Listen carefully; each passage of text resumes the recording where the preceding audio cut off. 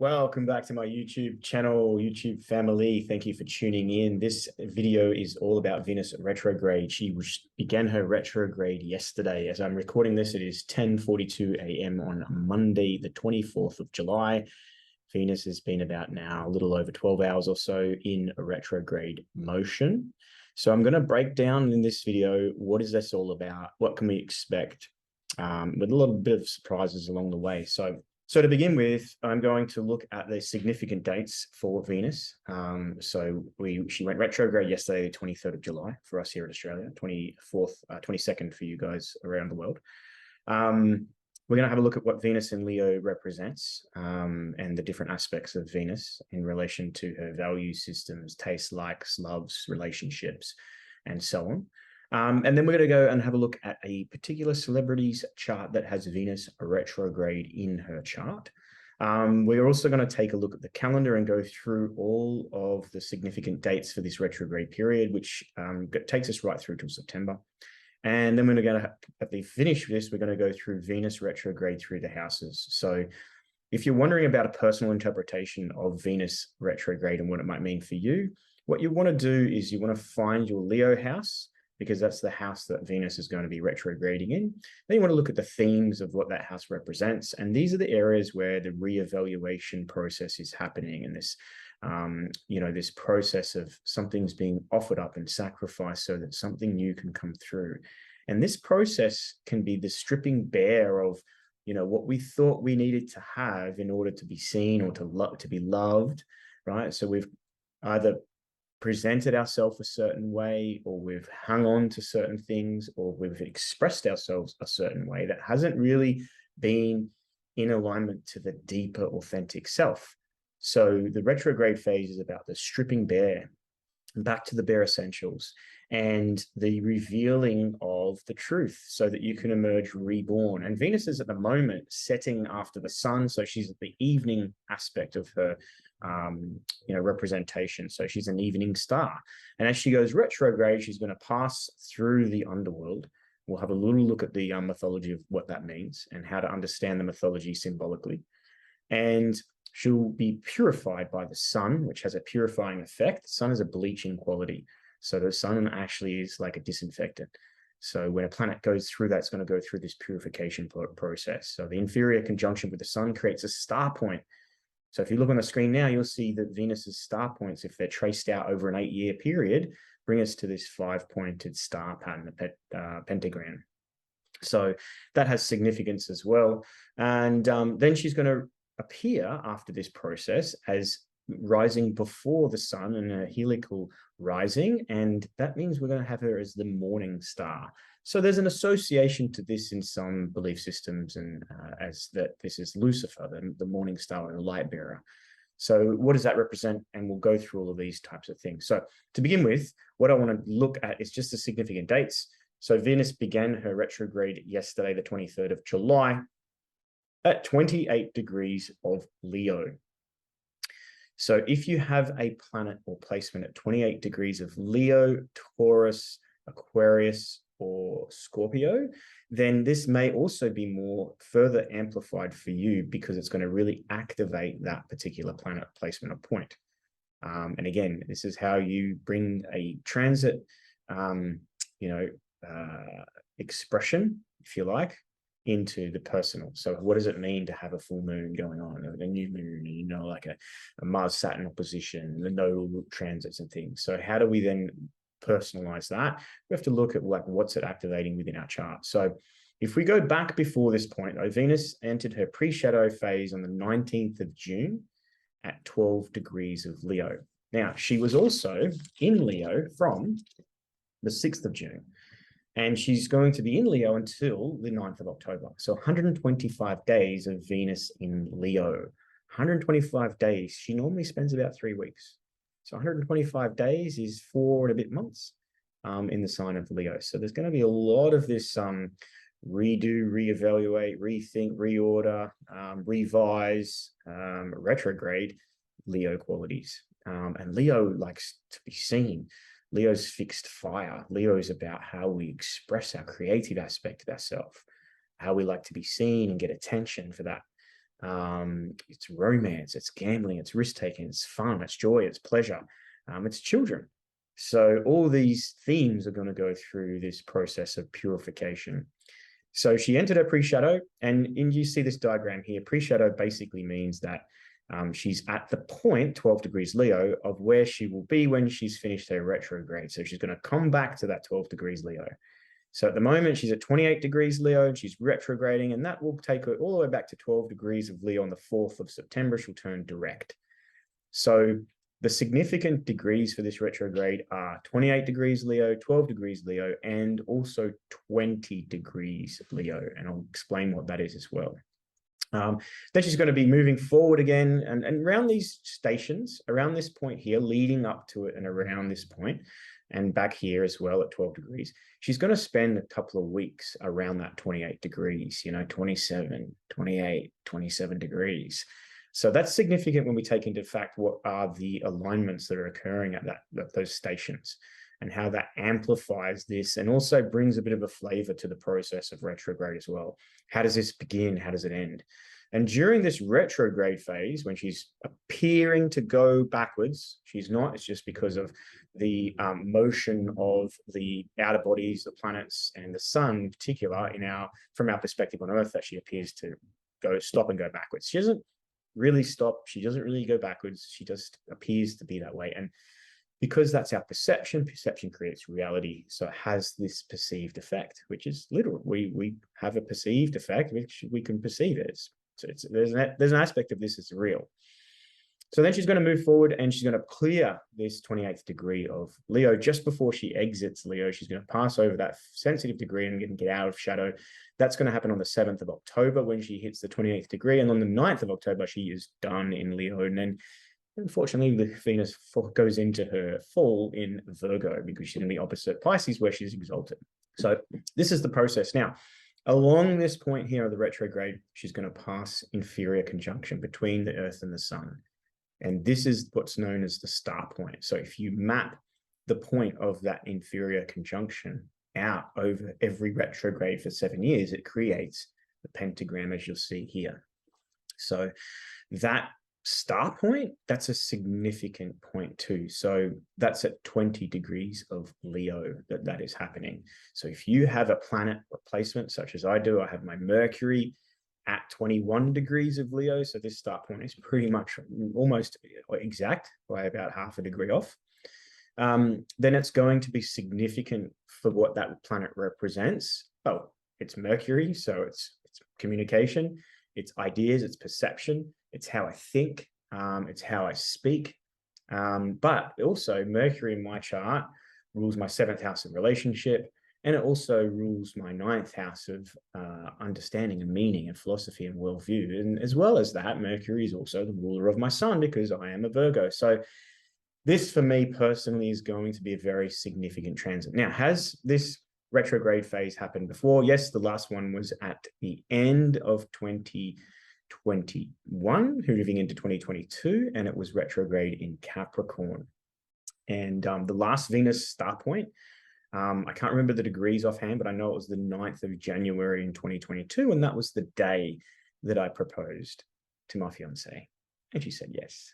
So you can do things under retrograde. That's a very significant star point. And for our combined composite chart, my partner and I, we have Saturn rising. So to have that Venus and Venus star point in Capricorn, the Saturn sign, it was like, okay, well, this makes sense to me. This is going to be significant for us. So, and we're still happily engaged and planning the wedding. So you can do things under retrograde.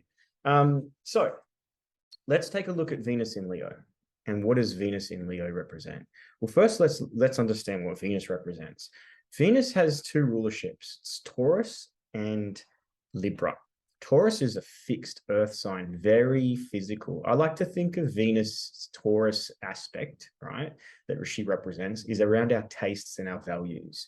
So you think about tastes, and what are tastes? There's pleasing to the eye, there's pleasing to the touch, there's pleasing to the taste, there's pleasing to the sound, right?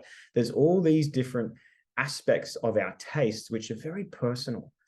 So your Venus in your chart, your natal chart, is going to help you understand your personal tastes. Like, what do you like to look at? What do you like to eat? Like, what do you like to see? What do you like to hear? What do you like to touch? All these types of things. This is what Venus represents on that sort of taste slash value aspect of her. Very physical as well. And it's very personal. An example is, I'm a sweet tooth. I have Venus in Libra. And Libra is very sweet tooth because it's nice, it's pleasing, right? So sugar is like, ooh, yum.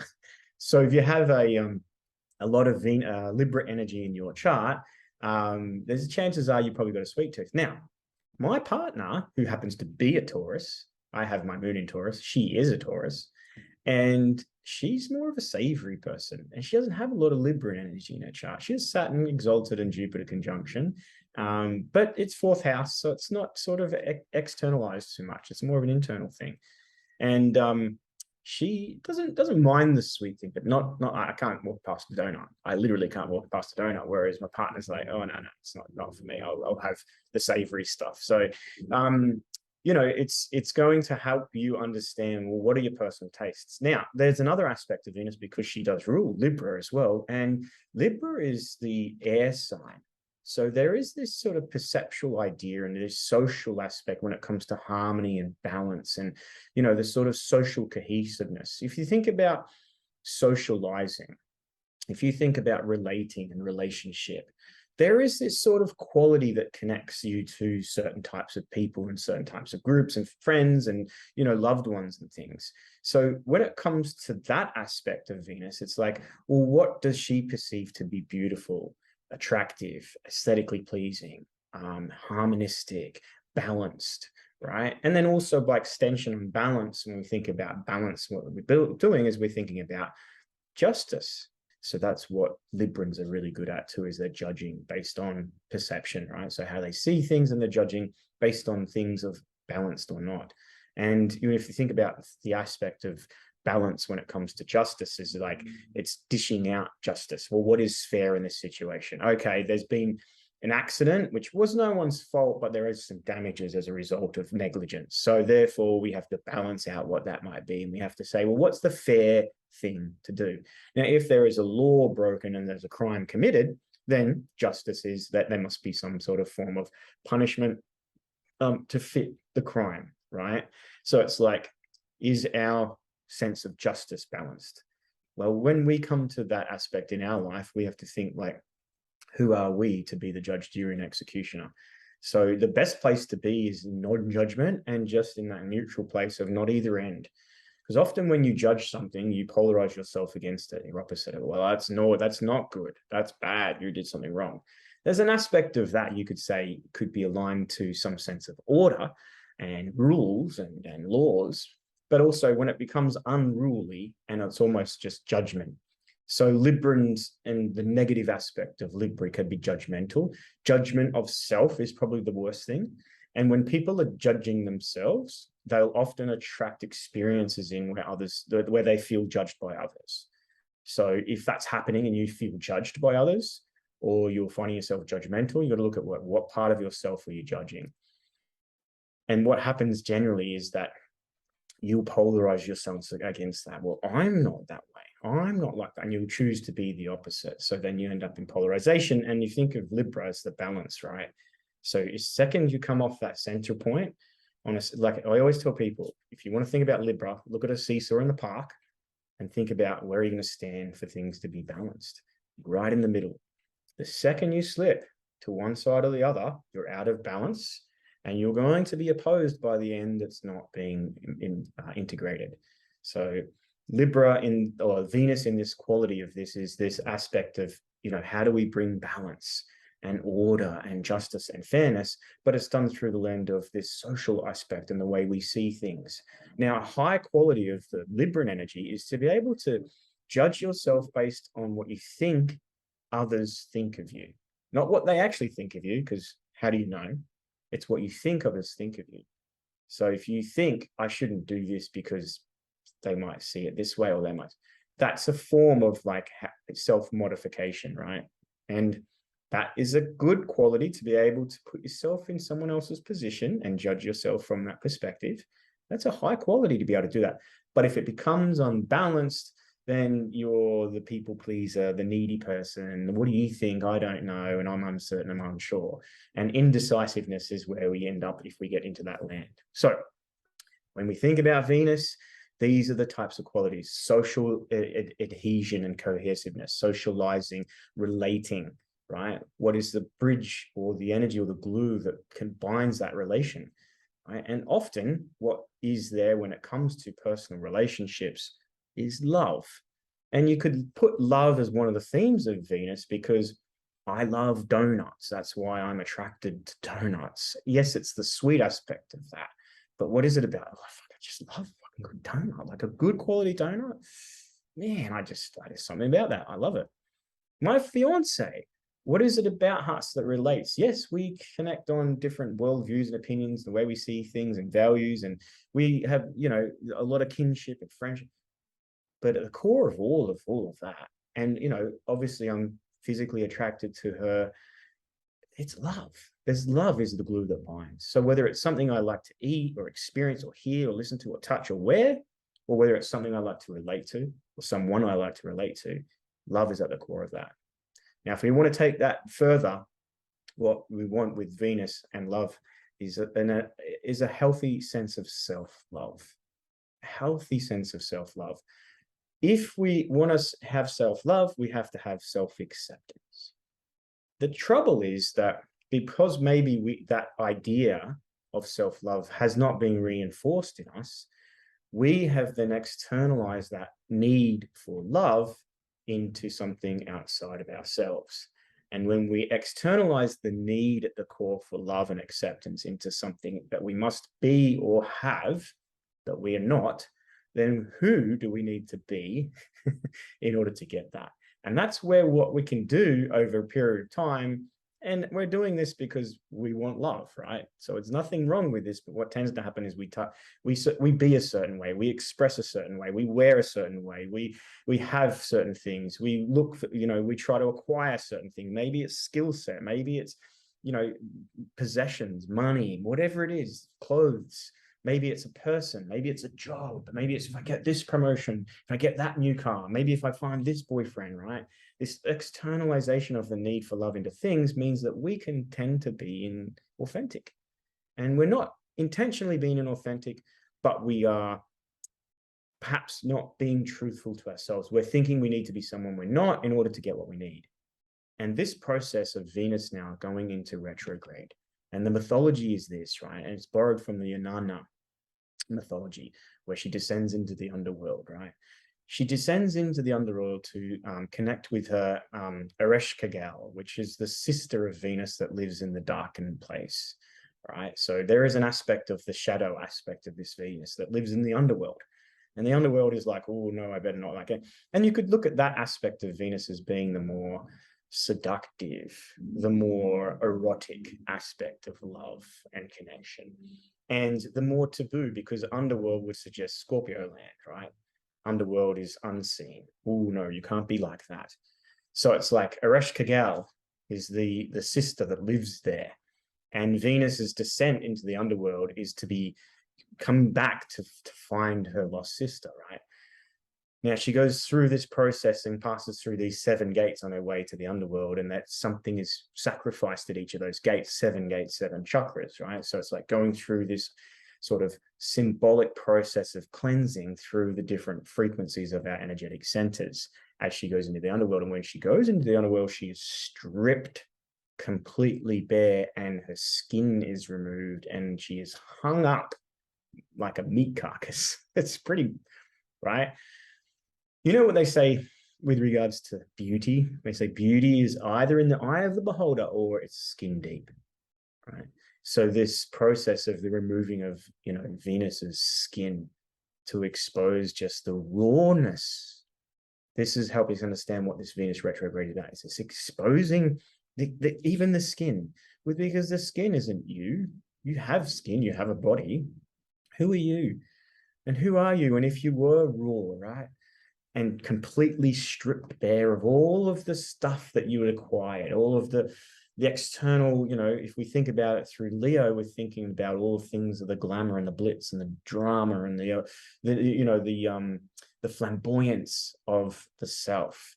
And this is about removing all of that. Go back to the skin, get back, even pull the skin off, and it's just laid bare. And the process then of the sun conjunction is this purification, and the sun actually reanimates this process. It's life-giving, right? If you think about light, life, the sun is the solar aspect of that. Soul, it's like she's reinvigorated with this sun. Yeah, purification, obviously, but the rebirth process takes place.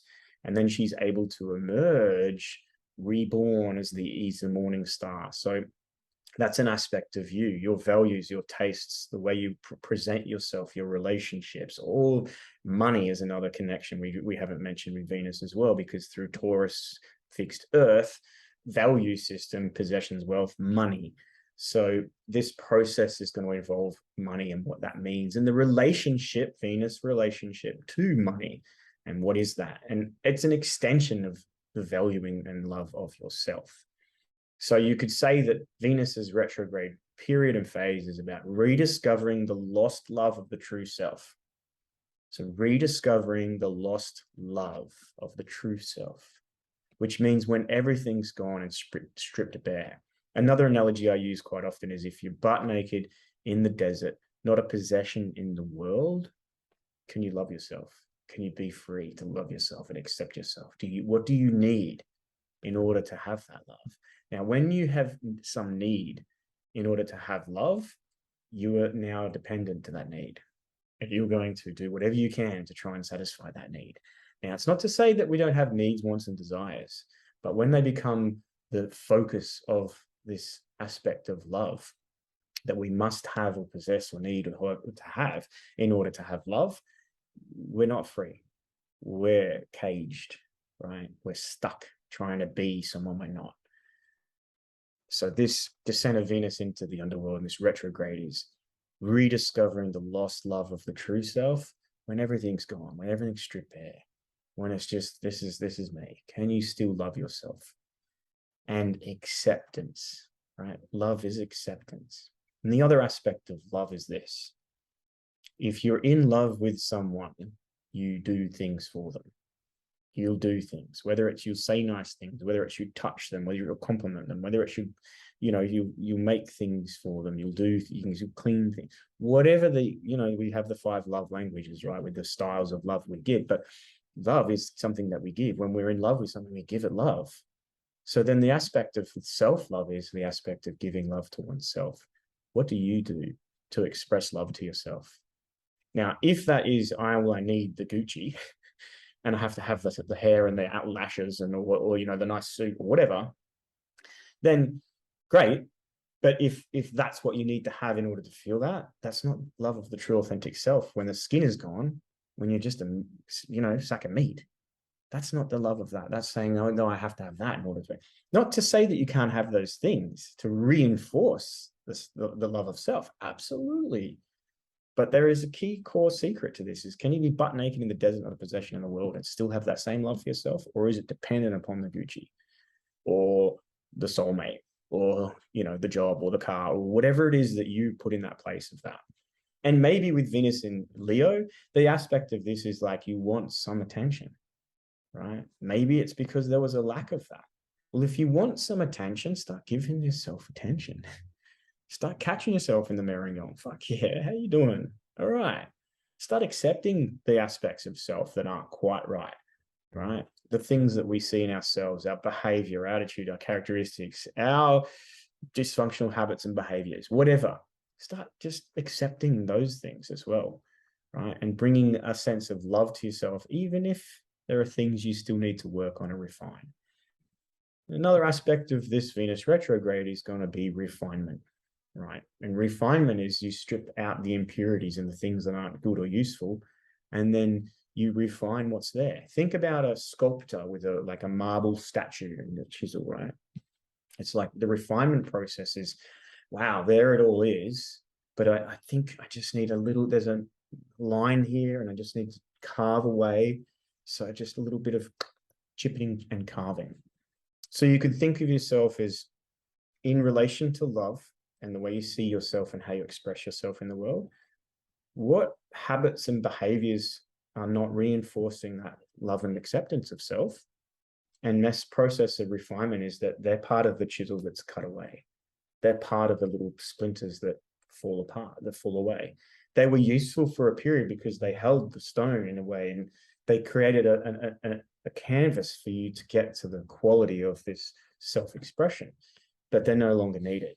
So what habits and behaviors you have that aren't coming from that place of love and acceptance of self, that are actually, self-sabotaging, it's time to chisel them away. Likewise, are there habits and behaviors that you're not doing that you need to begin the process of that? And a self-love process. This is the 40 days of Venus, 40 days, 40 nights of Venus going through this process of transmutation. It's like, you want to make a habit, 40 days is perfect time to do it. This would be a great time. This would be a great time to do it. So we're going to take a look now at a celebrity chart that has Venus retrograde. I find this is helpful to look at other people's charts. And if we're celebrities, we tend to know, we know the quality of the person. We've seen them at least in some form.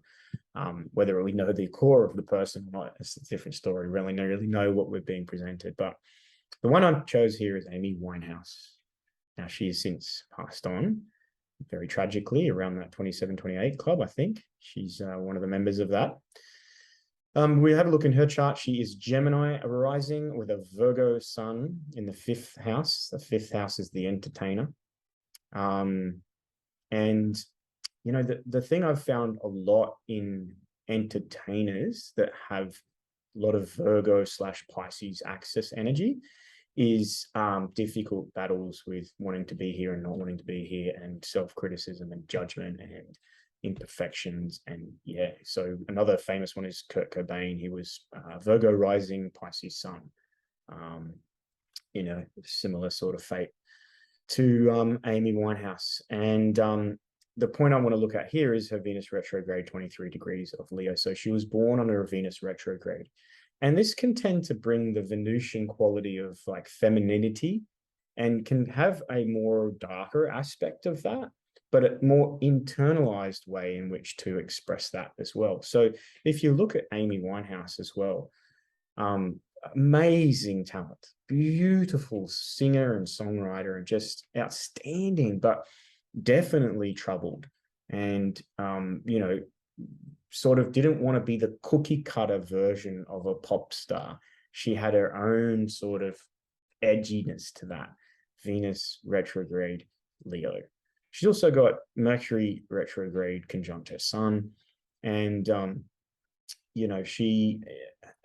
sun is squaring her nodal axis as well. Gemini Sagittarius, the sun is directly square that, and we do know that she had difficulties with her father in particular. So that was something as well that was probably a missed step of evolution for this soul in a past life, with the sun that squared the nodes. So how that played out, what contributing factor was with her and her father's relationship and her downfall, I mean, we'll probably never really know, but there was definitely a strong connection to that father energy. And the father representative of the sun, the moon, right, in this Capricorn, so a challenging moon relationship as well, being representative of the mother, the sun solar energy is the ruler of this Leo 4th house. And how does one see oneself? And the sun, the father image, and the self image are strongly connected.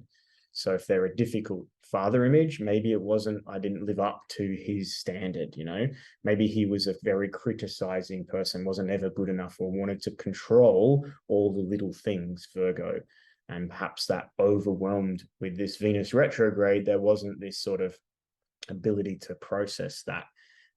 And like maybe that reflected in her feeling a lack of unworthiness and love, even though she was amazingly gifted and talented, right? It was like perhaps what she really wanted and didn't get in the way she needed it, whereas her father's love and acceptance. Again, this is just what I see in her chart. But she's Venus retrograde in Leo. Now, I'm not want you to think, oh no, this is what's going to happen. No. This is just to point out in a chart when, you know, Venus is in Leo and in retrograde in a birth chart. Doesn't mean to say if you have Venus retrograde in your chart that you're going to have the same sort of response. You know, she with the sun square the nodes, her and her dad have got some karmic shit to resolve in this life for sure. And whether it was or not, she'll know in her next life. But you know, that Leo is the sign of the sun as well. So that's the natural sort of sign that the sun rules, which is Leo. And there was definitely that challenge with her and her father for sure. So we're going to now check on the calendar, and we're going to go through the dates, the significant dates for this Venus retrograde. So like I said, it started yesterday, the 23rd of September. Now, the beginning stages of this, if we go back, so we've got 28 degrees of Leo at the moment. And for this section, what I might do is probably the best thing to do is do it this way. Okay, yeah. So what I was saying before about this 28th degree, how she's going to spend a lot of time there. If we go back, right? So 27 degrees, 27 degrees there. Where are we at with that? 15th of July, right? She moved into 27.5 degrees. So we go through till now 28 degrees 35, and then we go forward, so same orb, we get to pretty much the end of July. So 15 days or so she's going to spend between pretty much 1 degree of the zodiac, 27.5 to 28.5 degrees. So really stimulating that house for you, whatever house that is. We'll come to that shortly, but also that degree, 27, 28 degrees, fixed sign. So in particular, Leo, but Aquarius, Scorpio, Taurus axis, because that's the fixed sign. So anything at 27, 28 degrees of those signs, it's getting ahead of this sort of Leo, this Venus, and she's stationed there. So she's stopped and she's amplifying that energy. Really sort of, you could say that whatever planets placements at those points are going to be started really helping you define this personal story for you in your own chart. Now, the thing that she's doing that's interesting on her retrograde is the sun has just moved into Leo, still in opposition to Pluto and squaring the nodal axis. So creating this square pattern you can see in the chart, right? Grand cross square. And it's not a real significant one because these aren't planets. They're just placements. So it's not as significant or impactful as a grand cross or grand square would normally be if it were planets located in those positions. But all the same, there's definitely a karmic flavor to this period and this breaking point almost. Getting to the point of like, I mean, deep change has to happen now. And maybe it's on a deep psychological level. Maybe it's an inner knowing that has to happen. With Pluto, it can be sort of stuff starting to come up from the unconscious. Now, he's the god of the underworld. The underworld is where we put stuff that we just like, nope, not dealing with that, don't want to. Or, you know, it's like, yeah, judged as not good, right? So we put it into the underworld. Now, Gordon White, he's an occultist, is probably the best way to describe him. An Australian as well. He just recently did a video on Pluto and Aquarius, and he was saying that Pluto is like the part that goes, hey, you dropped this, you know, when you're trying to let go or forget something. And Pluto, not in Aquarius, but Pluto's general theme is like, hey, remember you left this back here, right? So there can be things that are coming up that like, oh, this isn't good. You know, these dysfunctional habits and behaviors need to change. This needs to stop, right? And there's this karmic aspect to this because we're crossing the nodal point. We're on the bending here with these planets in opposition to the nodal axis, which is just now shifted.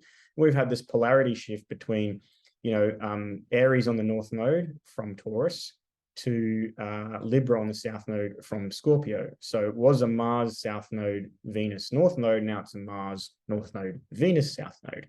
And I think that's karmically suggesting as well this amplification of this particular Venus retrograde, because it's not only about this process of redo, rethink, revise, reorder, remove, reevaluate, right? That happens through a retrograde phase, but you know, it's also connected, like she's ruling now the south node, which is the past and letting go and overcoming and moving beyond. And the interesting thing, which we'll get to when we look at this star point, is associated to that. I'll circle back to that point. So let's move forward. But Venus in aspect, she's in conjunct, loosely in conjunct Neptune and loosely in conjunct Pluto. So you'll see this sort of in conjunct 150-degree aspect down here and here.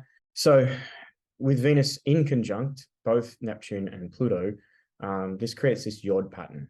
So Yod is also a finger of God. So there's a lot of karmic energy. And associated to this Yod is a period of adjustment and often removal and letting go of things. When it comes to Neptune, it's a loss of the dream, maybe the rose-colored glasses coming off, maybe a reality check when it comes to your relationships, when it comes to the way you see yourself, maybe some of your behaviors that express this sort of Venus in Leo quality of like wanting to play and have fun and not care about, rules and boundaries and things. So, and then the Pluto aspect here is this adjustment when it comes to aligning like with your truth, the deeper aspect of you. So, it sets the stage for this process of retrograde and her descent into the underworld of a purification, but also like the adjustment period can be made to feel a little bit uncomfortable, where things are just like, this is a bit uncomfortable. This is not, not pleasant. And there's a karmic aspect. There's the Yod is associated to karma. So it's like, or fate is another way to look at that. Fate, and there's a mixture of fate and free will, but it's almost like this has to happen. This has to change. And it might not be like, oh, this is awesome. It might be like, oh, actually realization of fuck, I got to deal with this. I got to do it. So moving forward, we move through to the 3rd of August. And I did notice on the 3rd of August that there is a particular alignment with the moon in particular. So the 28th of July, which is this coming Friday, the moon is in Scorpio. So she's in full in Scorpio. Scorpio's, about the hidden, concealed, the deeper, the taboo, the stuff we don't deal with, the underworld stuff, right? So matches with this theme of Venus starting to move in that direction towards that. The moon will square, a nice tight square to Venus and in conjunct the North Node as well. So that again is this adjustment to the path forward. It's like, oh, hang on a second. There's a challenge to some deeper stuff that needs to be sort of resolved. And the sun on that day is moving through and in conjunct with Saturn. So in Saturn's retrograde phase, we're at this point now of this adjustment to, again, this day, the 28th, it's a reality check. It's a deep reality check. And, it's like, oh, there's the unavoidable now. And it's like, I've got to do this. I've got to tend to whatever this is. I can't deny it. I can't forget about it. I got to deal with it. So that's happening on the 28th of July. The 3rd of August is when Venus will move out of the clearing of that Yod pattern. So it takes a little bit of the uncertainty, or it takes a little bit of the confusion and the irritability and the unease out of the picture as she pulls away from the Yod and out of the in conjunct pattern to Neptune and Pluto. So that's going to feel a little bit like a bit of a change. She does on the 10th and the 11th of August, just before the star point with the sun. She's going to move into a square to Uranus. Here we have it here. So what's that now? That's going to be 10th, 11th. Yeah, 10th, 11th of August. So the square is a manifestation of an obstacle, some obstacle in the way, some challenges challenging us. It creates this tension. When we're dealing with Uranus, we're dealing with change, we're dealing with upheaval, we're dealing with sudden events, we're dealing with this desire to want to be free, where we're stuck. So if the Venus retrograde phase for you specifically is bringing up stuff within the dynamics of relationship that need to change, and there's some fundamental issues where you're feeling stuck, restricted, or limited by the relationship, this aspect with her retrograding, about to make her conjunction with the sun and squaring to Uranus, this could be a period where there may be that change manifest, sudden, unexpected change and upheaval. And it can be sometimes for the good, because, Uranus is like, well, you're not doing it, let me do it. You're staying stuck, you're not making the changes, so let me do it. So That's the 10th and 11th of August. And then we get on to the star point. And I'll move through this for the sake of not wanting to spend too much time. But there's the Venus star point happening 13th, I believe. Let me just get this right, because the Virgo in me is like, I need to make sure that we're correct. So there it is there, the 13th of August. Albeit in Australia, it's going to be in the evening, about 9:15 in the evening, but it's pretty much the 13th of the August, and it's at 20 degrees of Leo.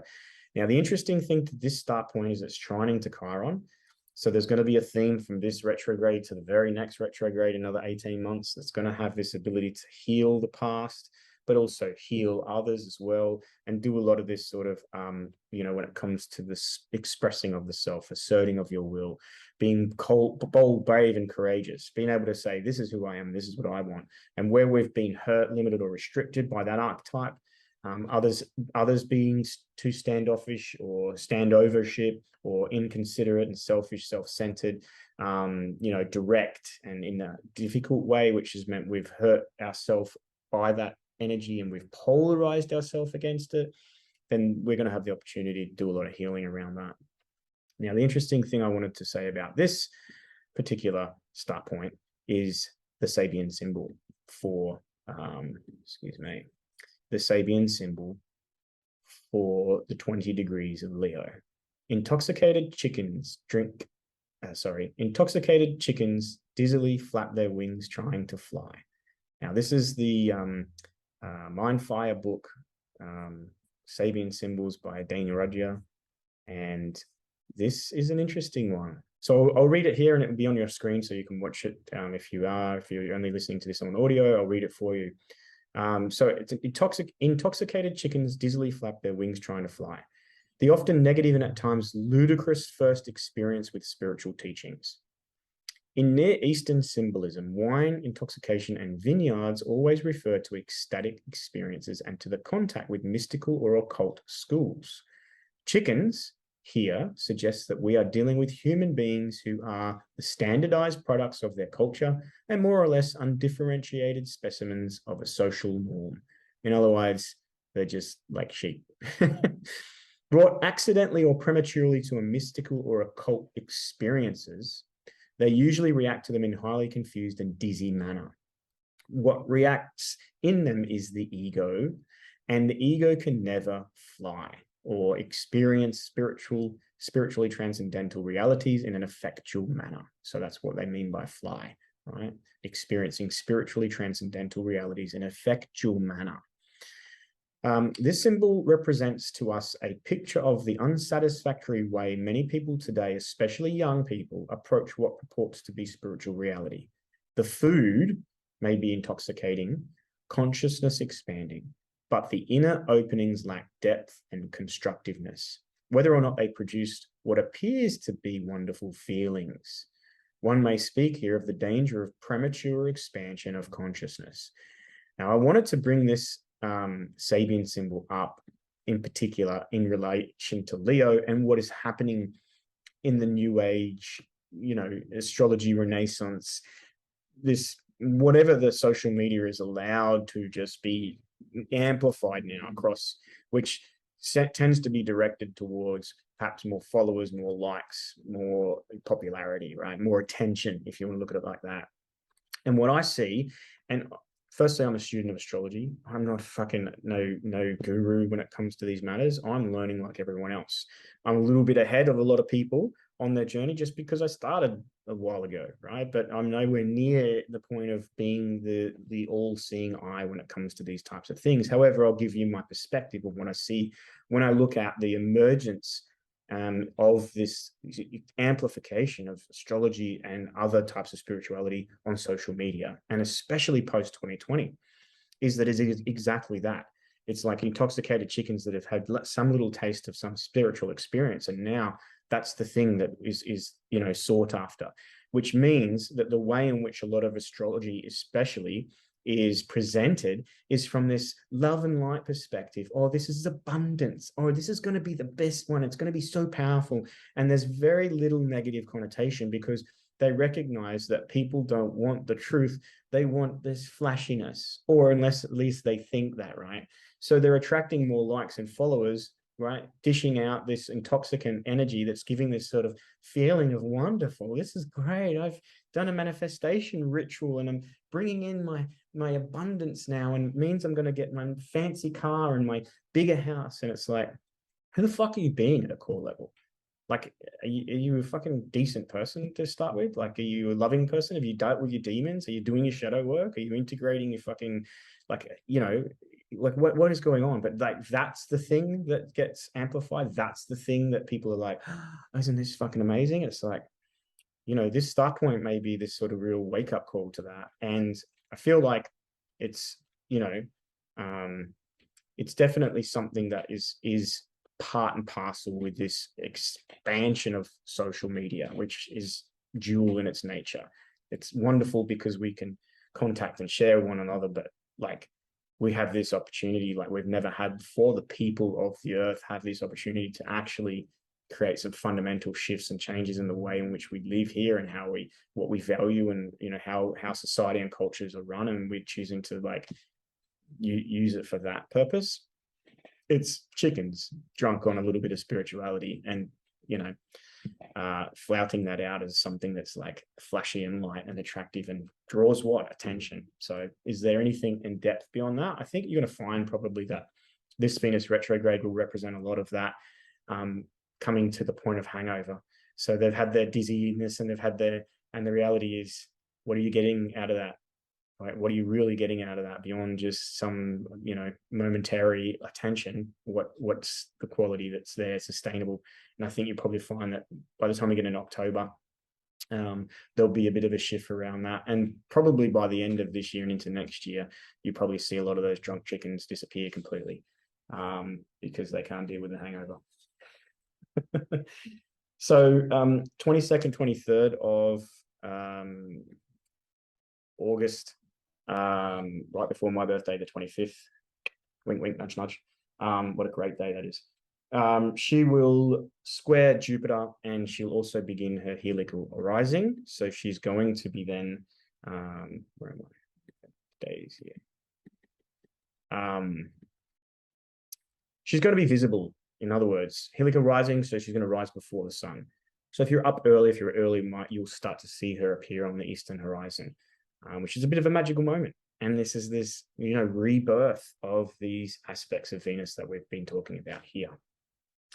She'll continue on, and she will turn direct on the 9th of, sorry, the 4th of September.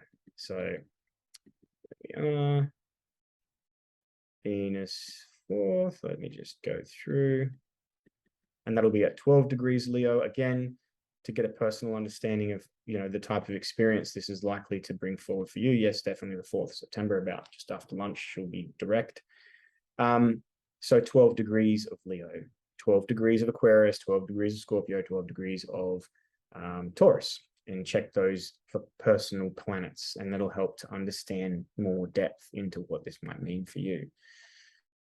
Okay, so we're going to complete now. Let's walk through the houses briefly.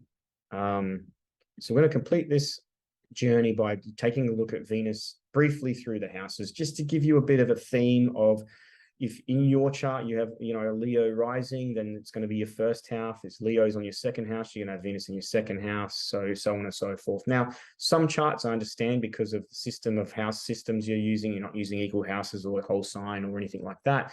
You're going to have these sort of quadrant type houses that are divided, and some are big and some are small, which means some of you might not have Leo on a cusp. And if that's the case, this may not necessarily be as significant. You still want to check that Leo house. It's just not going to be probably as significant. And some of you also might have Leo, like if this was your chart, she's going to be retrograding in the 9th, but she's going to go back into the 8th. So then you're going to blend the themes of these houses together and not just look at one or the other. You're going to have to look at both.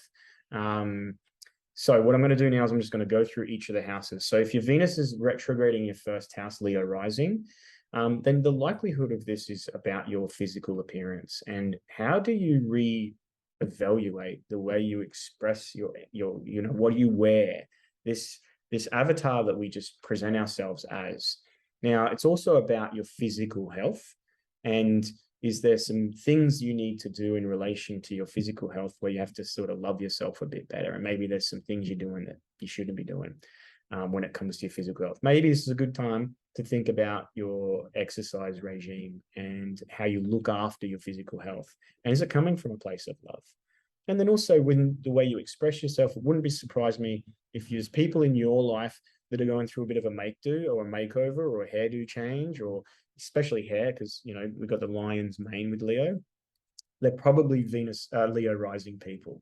Leo rising people are most likely out of this retrograde to go through some physical changes to their appearance and sort of like cut my hair off, or, you know, stop wearing certain clothes, or, you know, get a bit of a do-over. Now, my only suggestion with that is err on the side of caution. You don't want to go too radical and then Venus turns direct and she rebirths herself and you're like, oh, maybe I went too far onto the polarity. So if that's happening, great, because change is good. And if you want to look different and feel different, it's a great way to do that by changing your appearance.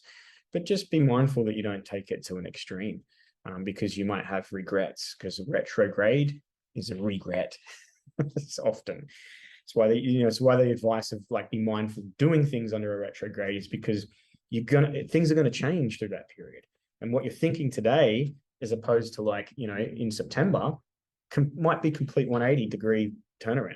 So you do something radical now, and then in September you're like, oh fuck, I shouldn't have done that. Or, you know, like, look, maybe I went too far.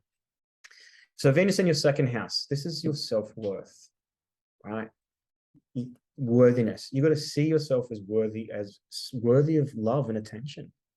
If you see yourself as worthy and love and attention, what do you need to do to reinforce that to yourself? And then how does that then, by extension, look at your possessions, your wealth, and your money? And how do you spend money, make money? Right? In particular, the spending. How are you spending money, and what are you spending money on? Are you spending money on things that you think you need to have in order to get some attention? And if that's the case, refine that process. And then by extension on that, we look at your skill set. Do you need to upskill? Do you need to change your skill set? Is it a good time to look at like how skillful you are and what are the skills you have that bring in some income? And can you upskill a little bit? And can you add on a certain product or a service if you run a business? Example.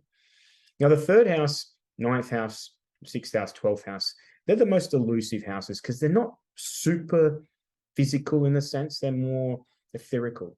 Right? This conceptual idea where I like to think of the third house as perceptions and ideas and opinions, and, you know, how you express those ideas and opinions as well. So Venus retrograde in that house, it might be like you're starting to sort of like gather the information around changing the way you see things. You might be doing a little bit of investigation or learning stuff. And you might also be looking at your local environment, your neighbors, your siblings, those people close to you, and how you are, where you're, you know, in balance, where you're out of balanced. The third house as well can relate to like, you know, short journeys here and there that we make, whether it's to school drop off, to the shops, you know, to see the friends, go to the local football, all that sort of thing. So Venus retrograde in there, it's like maybe there's a new car. Maybe there's a cleaning the car up. Maybe there is I've got to get the car serviced. Maybe there is I've got to really detail it. Maybe I want to look my cars and make me feel, because these things, our home and our car in particular, are extensions of us. So if your car is cluttered and dirty and filthy, it's sort of almost like that's sort of how you see yourself. So the third house might be like, look at those things that are local to you and maybe beautify them or yourself a little bit. The fourth house, the home and the family in particular. So this could be around the idea of that, but the home is the home within. The fourth house deals in self-acceptance, being at comfort, being safe and comfortable with ourselves. It also deals with the past. So there might be some things for this Venus retrograde that come up that deal with the past. She was last retrograding in this area in 2015. So July to September 2015. Go back to that period of time.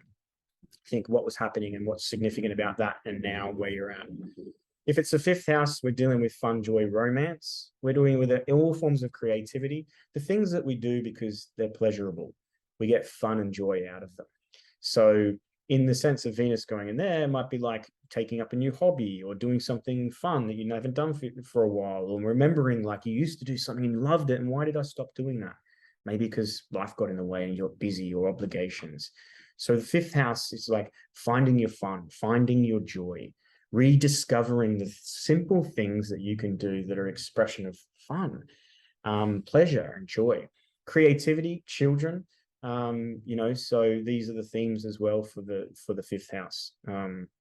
So there might be, re-evaluating your relationship with children. Maybe you're thinking about starting a family. Maybe you're going through the process of already in that process, trying to fall pregnant. So there may be some themes around that in relation to like, okay, I've got to look and go, okay, what would the highest version of myself do in my relationships with my children? Or if I'm trying to bring in children, who do I need to be in order to bring in? I need to be someone that loves themselves. And then that energy of loving yourself, you're ready to bring in loving experience into life through the act of creation or procreation.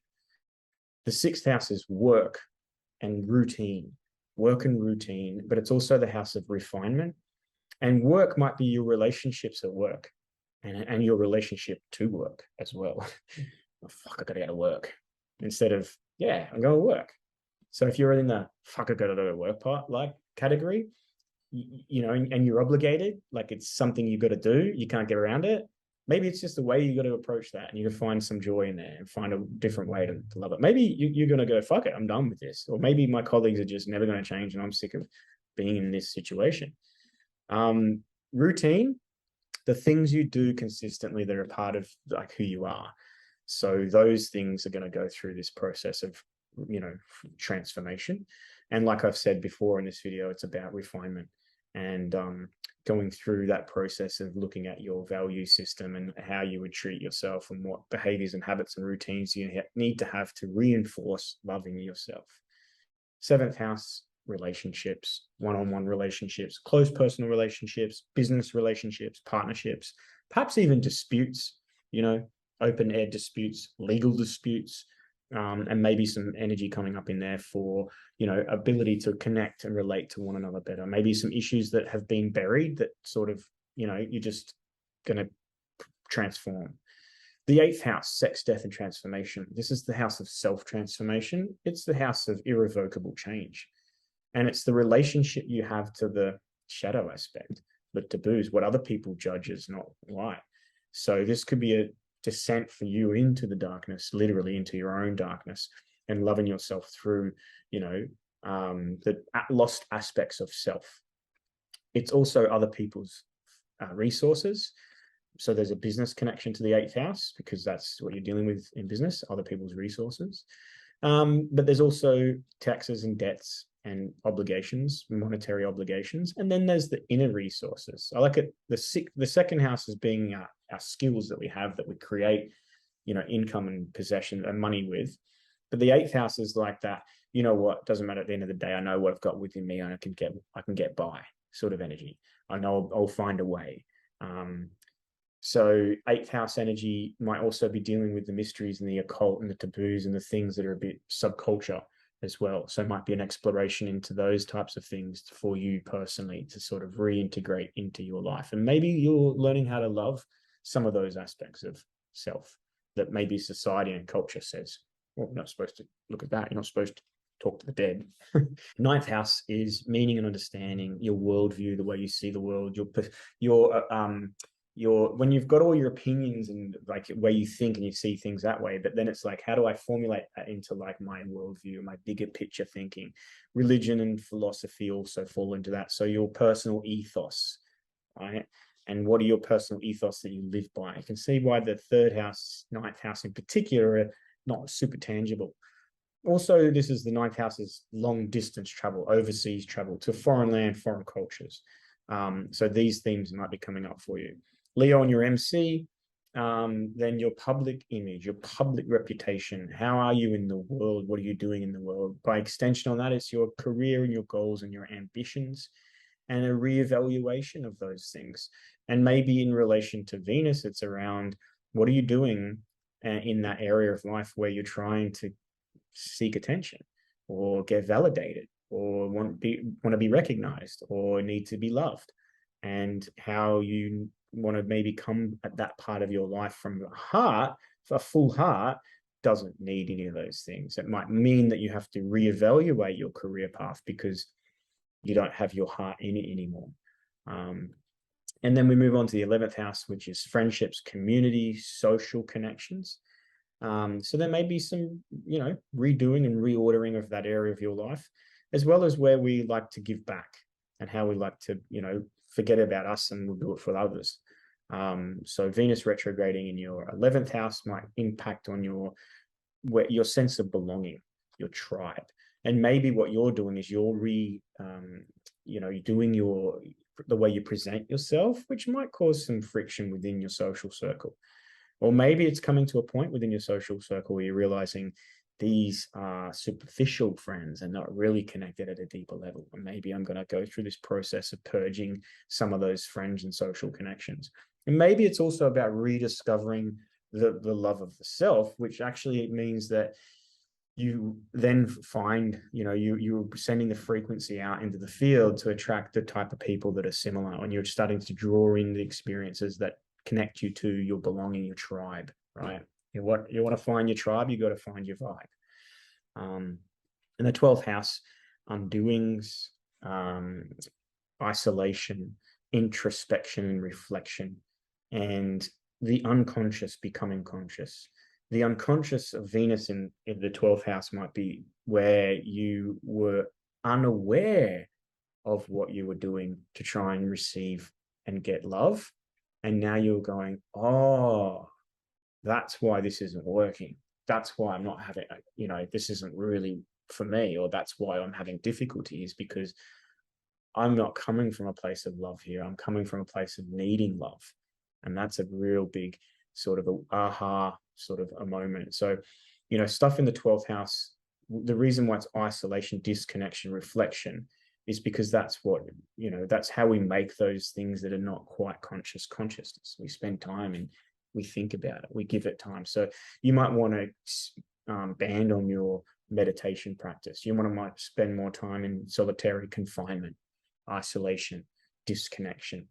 You want to find a place where you can do a lot of deep reflecting on life in the whole areas of life, not just that area of life. Who are you? And what are you doing in your life to get love instead of doing it from love? And that brings us around full circle.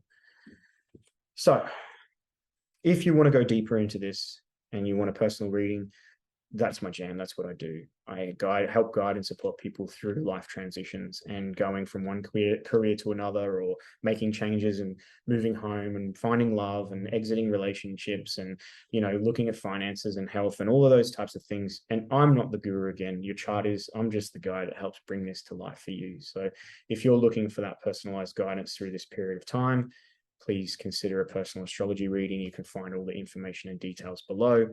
If you like this video, please hit the thumbs up, drop a comment, let me know where your Venus is and what your house is, and if you've got any Venus related stories. And otherwise, I am still working on my Australia update, which is still being put together. There's a little bit of research to go into that, and as well as a bit of a look at what's ahead. So those updates will be coming soon. You can follow me on my social media, and on that note, rediscover the lost love of the true self. That's your Venus retrograde. See you guys. Peace out.